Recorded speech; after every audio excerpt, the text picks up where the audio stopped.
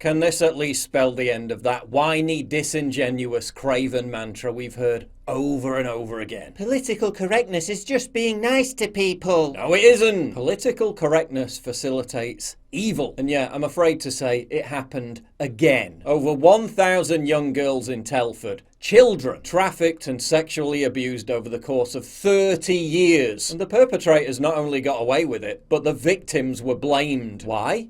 Because the police and authorities didn't want to be called racist. Just like Rotherham, just like Rochdale, just like Oxford, it's an oh-so-familiar tale in Diversity is a Strength Great Britain. Telford scandal: over 1,000 girls abused and raped by Asian gangs while police looked the other way. More than 1,000 girls were sexually abused by gangs of Asian men in Telford while police dropped cases like a hot potato for fear of inflaming racial tensions, a damning report has found. For at least 30 years, abusers in the Shropshire town thrived as their appalling crimes went unchecked by the authorities, who were more concerned about political correctness. They turned a blind eye, ignored obvious signs of sexual exploitation, and get this, tried to pressure the girls into admitting that they had consented to having sex with members of this vile grooming gang, despite knowing that under the law, children can't consent to having sex with adults. And they accused the girls, some as young as 12, of being prostitutes. Where are all the Me Too people?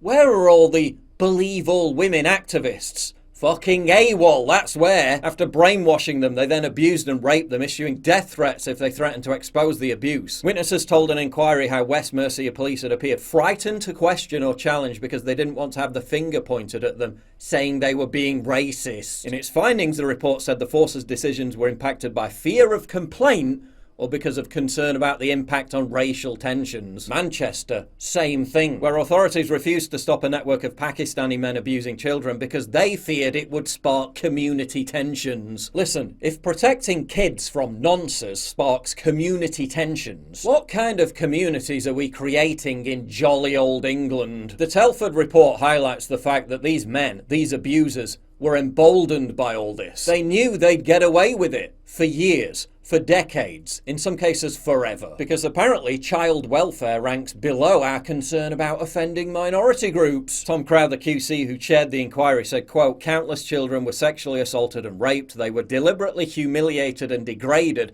They were shared and trafficked. They were subjected to violence and their families were threatened." Basically every year now a report comes out telling the same sordid story. It just keeps happening over and over again. So don't keep telling me that political correctness is just being nice to people. When political correctness facilitated kids being blown up and maimed at the Manchester Arena because, despite brazen and relentless signs of suspicious behaviour, the suicide bomber was left alone. Because eyewitnesses, security guards, police officers feared being called racist. Don't keep telling me we have to look the other way while over 1,000 children are abused, simply because police, councils and local authorities didn't want to be called Islamophobic by idiots on Twitter. And don't keep telling me that diversity is a strength as a camouflage to hide the awful truth about what has happened to this country.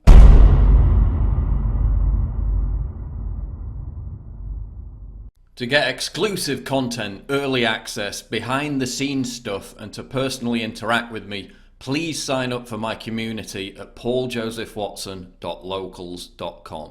Link in description, and thank you for your generous support.